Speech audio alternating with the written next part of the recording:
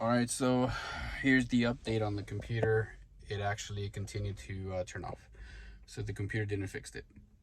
So I bought the computer, got it programmed, and it still shuts off. It shuts off it shuts off. No big deal. Check engine light, no check engine light, but we do have a check engine light. Obviously, it's the 420 catalytic, so I know that. Other than that, 420. So yeah, computer didn't work. So now back to square one. I'm thinking it's a ground connection. It's ground. It's gotta be a cable. It's gotta be ground. And the reason why I think it's ground, it's because when you're driving, you get, let me see if it, you get this, you get that.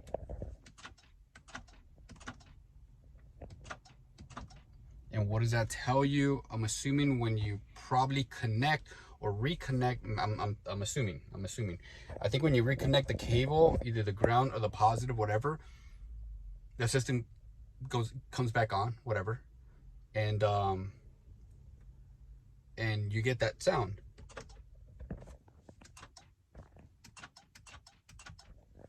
That's me pressing the lock. So that's what you get when you're driving, and then about a second or 2 seconds after, it'll just shut off.